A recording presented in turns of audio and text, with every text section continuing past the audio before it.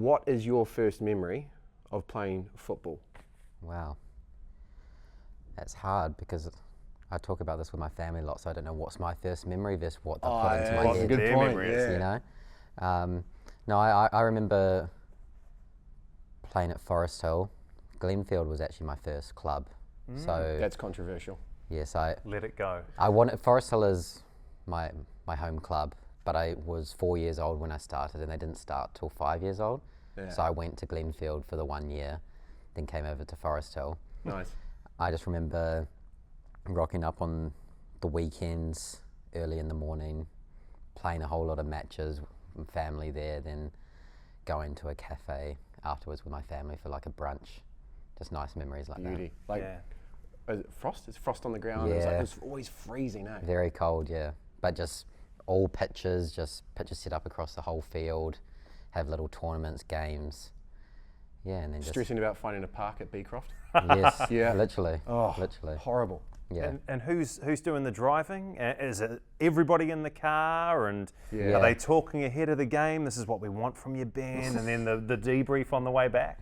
Well, the good thing was my parents didn't know much about football, so they kind of just let it be. But most of the time, it was most of my family, especially because my brother, he's only a couple years younger than me, so he would be doing the same thing on the weekends. So sort of tiki touring around the different venues as you got older? yeah, as we got older, it gets harder, you know, because you're playing everywhere. So Different venues, yeah. Yeah, so it'd be mum or dad with one of the boys. Obviously, then golf came into it as well, but Yeah. during the winter periods, it was very much just like having tournaments every weekend. I loved a weekend tournament, so. A weekend away from Auckland, or? No, even just like the day tournaments that they have. Yeah. Playing Saturday and then going to bed knowing you're going to wake up on Sunday playing football, right? Yeah, and you go there, you got your little tent, got a barbecue set up, and you're just there for the whole day. How good's I loved it. How good's a saucy? Yeah. Yeah. Literally. Not as good as a McDonald's player of the day voucher. No, right? the best. Hey, the best. they're the best. They're the Yeah. best. Hey, well done you on that. Yeah. Well, I mean, like I like a snag as well, Yes. but McDonald's are the Drive reason. through. Well, I on the can way say home. a tradition for me, and it makes sense because of all of this, was after a game, I'd always go and get a frozen Coke. This is So coming that up was- a lot. Oh, yeah. mate, Yeah. we're getting it so much. Jesse Randall, Francis De Vries, Tyler Binden, now yourself. Yeah, I haven't had absolutely one- hoovering a frozen Coke. I haven't had one in so long, but I have a memory of, I think it was like going up the ages a bit, and then we had like more like NFF regional higher Yeah. like things, and I didn't want people to know that like this was my little kind of like Ritual. ritual. Yeah. So I remember my mum picking me up, and I was like, we need to just like scoff it in the car. Are and you then- lying down in the back seat, like with Basically. Terry driving through the drive-through? Yeah. Tinted windows. The tinted windows. Tinted windows help. Exactly. Just getting a brain freeze from just. Oh, that was the chugging it. worst. Yeah, no, that was the one. Yeah. One for, so technique-wise, were you drinking it or Oh, were you this actually scooping brings it? back memories now. Scooping for sure, for as long as you can. Yes. Yes, this is And key. then you get annoyed because it's all started to melt, and then you just drink it after that. It's good. Yeah. Well, it all seems to be the same for all of us. So you, mate, as I've known you, you've kind of gone like number 10 winger. I think you're centre midfielder for a little bit. Everywhere. You're now kind of like a hybrid wing back for the Yeah. attacking sense. So Yeah. what number at Beecroft, black and white, Forest Hill Milford, did Ben Old have on the back of his shirt? Jeez, I can't even really remember. I think 10 for a lot of it. I knew 10 was like That's good. the number presence. that I wanted. Yeah, I like it. If I didn't get 10, I was going for 13 a bit because even though unlucky number, No, but I it's like it. I like it. my birthday's on the 13th of August, so I remember yes. doing that. But it ranged a lot, but definitely was the 10 was my go-to because I was always playing kind of attacking midfield, and it's a big number in football, so. I'd always go for 12. Me too. Yeah, so that's We've had this discussion before. but yeah, I think one's nice and solid. Does the job. Yeah. That's what it is. But 12. 39 for the Phoenix though, Aldi. I know. Yeah? Yeah. So I went down, and they hadn't used the shirt by the time I came back to do like a loan stint down there. So they just gave me 39 again, which I Yeah. wasn't quite happy about. Dusted Yeah. off, Yeah. eh? Like, oh, Well, I was 41. 41 from my memory for my debut 41. because I was not a contracted player, so you Yeah. have to go above 40, I'm pretty sure. So they gave me 41. Which game is this? Memorable. This was the Western United. Yeah. That after they were away for COVID, came back. I was with the reserves, trained for a week, and then they put me on the bench, and it was just a perfect night. We went up 3-0, so I always thought like there's a chance, but I think if it was close, it might not have put me on because it was quite close to getting into the knockouts after that. But the team was doing really well, and then got 10 minutes from there, and then everything kind of like came really quick after that. On the subject of numbers and shirts, what was your favourite football shirt growing up? And was there a name and a number on the back of a player that you supported? Okay. Honestly, I didn't have a lot of football shirts, but the player which I did idolise growing up was Griezmann in France. Left footer. Yeah. Interesting that you're now in France. I know. It'd be amazing to meet him, but especially him during the period of the Euros and the World Cup. Yes. Especially the Euros. He was And just the celebrations yeah, as well? exactly. Yeah, I didn't do any of the celebrations, Ah. but I'm not one for. I had a big lot of celebrations. celebrations that just were never used. So Wrong position. wrong position, mate. Wrong position. Yeah, but he When would have somebody been. else scores, you can bust out your celebration. I know. And then FIFA randomly. So Club World Cup Yeah. was supposed to be there for a week. Ended up being there for 3 weeks. Beard much longer than yours now. Yeah. Ran out of hair product. And then when Emi scores his goal, Ryan scores his goal. For some reason, they had a slow motion high def cam on me, and it's the most ugly like fist pump in the world, mate. That's the worst. So that's been captured. Yeah. Remember, this is about oldies. Yeah. It's about oldies. No, I like hearing about these stories. Yeah, good. He can just call you up in his spare time though, and Yeah. tell you these stories. We speak too much anyway. Yeah, that's good. We were talking about it with Tyler, and he's a little bit younger than you. But how important was 2009, 2010 in terms of shaping who you wanted to be as a footballer? You would have been, what, about 7 years old? 8 years old, yeah. Yeah, and then you see an all-whites team qualify for a World Cup and then go in 2010 to South Africa. Yeah. That's got to plant a seed, doesn't it? Yeah, that was massive for me. That's when they ask questions about the earliest memory for watching the All Whites. That was a big one for me because, like I said, my family weren't ever massively into football, very much rugby, like every family is in New Zealand. But I think like any family in New Zealand, they were watching those games. So to be able to watch them qualify with the penalty save was incredible. The game was in Wellington, right? So I wasn't there, but I watched it on TV. And then to be able to watch the games at the World Cup, just waking up really early. We'd always have this thing where we'd make Marmite on toast. It's such a New Zealand memory. And to be able to watch those and drinking our Milo, watching them compete against the best in the world was such a cool experience. And at those moments, it's like a lot of kids will say like, well, the ones now, they're like, that's the dream, like. But just for me, that was just such a surreal moment. It just didn't even come into my head the possibility of that ever happening. Yeah. And for me, I think that's kind of how I've taken everything. I've loved the idea of that, but never really, it seems so far in the distance. It's not something that I've ever thought about.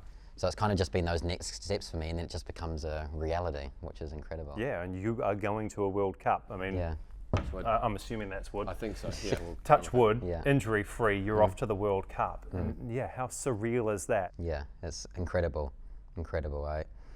Like you said, touch wood, if my game's in the place where it is now, I like to think I've got a good chance at it, and a lot of people that have been to previous World Cups and the staff are saying that we've got such a strong collective team. And to be not only to go to the World Cup, but be in a position where we're not just wanting to just enjoy that experience, but create history in the sense of winning the first game, going through to the knockouts. We've got really high expectations for this, and for a small country like New Zealand to have these expectations is something pretty amazing. So to have the opportunity to possibly be going to that is going to be a lifetime memory for me. And Oldie, there's going to be a lot of kids that are looking to you in the same way that you look to the 2010 generation. So putting yourself back in the shoes of the guy that's making the Marmite toast in the mornings, what would be the advice that you'd give to that kid? Yeah, that's a good one. For me, a lot of people will say hard work, and without a doubt I've worked very, very hard, and you need that to be able to get here. But I think just enjoying the game and loving the game, I think that's just, when you speak to anyone, the way you get to such a high level and you're able to push through so much adversity and climb to the very top, is you just have to really enjoy the process and really love the game. So I will say, people will say, like, worked really hard to get here, but you have to have something in you. Enjoy the work. And really enjoy it. So I love waking up early in the morning to be able to go and practice and do drills and this, and stay up really late at night doing stuff. You have to really enjoy it. So I think whatever level you are, but if you're wanting to hit this level, I think just continue to enjoy it and just do the things that you enjoy most about the game. It must be a strange thing to consider that when you play for the All Whites and you go to the World Cup, there will be so many young Kiwis out there looking at you, wanting to emulate and replicate your feats. Now, we've spoken about 2009, 2010. Which of the All Whites were you trying to emulate or replicate at training or game day, given what they had done on the field all those years ago? Wow. Shane Smeltz was in that team, eh? Yeah. I think, yeah, for me it was as him, and maybe that's why it came always that attacking role, but just his flair, his positivity. Definitely, I feel like, I hope that I emulate a very similar style of play, but being so direct, aggressive, just someone enjoyable to watch. You know, He was unapologetic about what he was wanting to do, right? Like, he was there to score goals. Yeah. And he relentless in his play, ruthless. And I think that's why I've tried to emulate in my game.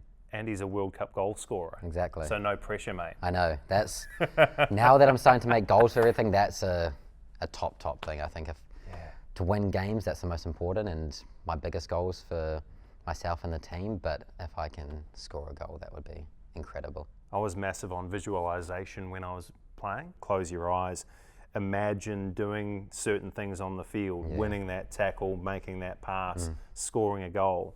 Have you taken a chance or a moment to imagine or visualize what you will do in that moment should you bulge the old onion bag at the World Cup? Yeah, that's something I'm really going into now. I'm so into visualization as well. I think it's so important.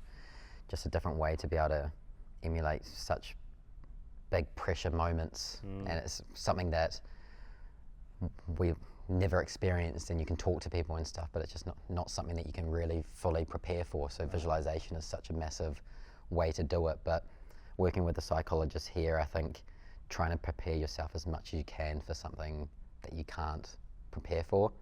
Just realize there's going to be so many things that it's not going to be like a normal game. There's going to be big crowds. It's going to be played a lot different anyway. It's just, I'm trying to prepare in a way that I'm going to be ready for whatever happens, and being comfortable in the fact that things are going to come up that I haven't prepared for, and it's just going to be like I'm fully prepared for whatever comes. And have you got any advice for Kerry and Craig that are driving 5 and 7 year old boys to training? Because I know there's a lot of parents out there that get thrust into these responsibilities when it comes to football. It might be coaching, it might be a psychologist, it might be the counsellor, it might be a whole bunch of things for young people that are trying to navigate those early football stages. So is there anything that you reflect on and you think is really important for parents to hear? Well, I think the best thing for parents, which I don't even do enough, is thank them for all that they did. It goes unnoticed when you're young because it just seems like a given thing, especially when that's all I experienced was them just dropping everything to be able to take me to everywhere. So that's a massive thing. But if, as a kid, you do have the opportunity to have family like that, just realize it's a big privilege, and I know that I wouldn't be here if it wasn't for them. And if I do go, they'll be there, which is amazing. And I feel like that's another thing that we're going to be able to enjoy together and try and show to them that it's a big moment for me, but it should be a big moment for them. So we're going to all celebrate. So it's about all the winners. Yeah, for sure. I think the more I'm learning as I go higher up, is it's these groups that you have, it's the team that you have, it's the friends you have, the family you have that are very, very important. And of course your friendly Of course. podcasters Yes. as well. Yeah. Yes. That That's almost, what I'll say. Okay, cool. That was a given. Yeah, That was a sweet. given. Yeah. I just wanted to touch on it. And after all that, Oldie, I mean, we're so glad you chose football over golf. Yeah. I know. Can you imagine what would have happened had you gone the other way? I mean, you wouldn't have this World Cup opportunity had you taken that other route. Yeah. It's completely different sports, and I've got friends from the golfing world that are now excelling in that. And although there's a lot of that game that I really enjoy, I think I'm very, very happy and glad that I chose this route. I think the connection that you get, obviously being able to play on the world stage, the biggest event in the world, is a big, big bonus. But I love the connection that you have with a team and something you're able to build that's more than yourself. And I think being able to create the opportunity to create legacy for your country, I think that's something which I'm super proud to have the opportunity to do, and hopefully we'll be able to do that.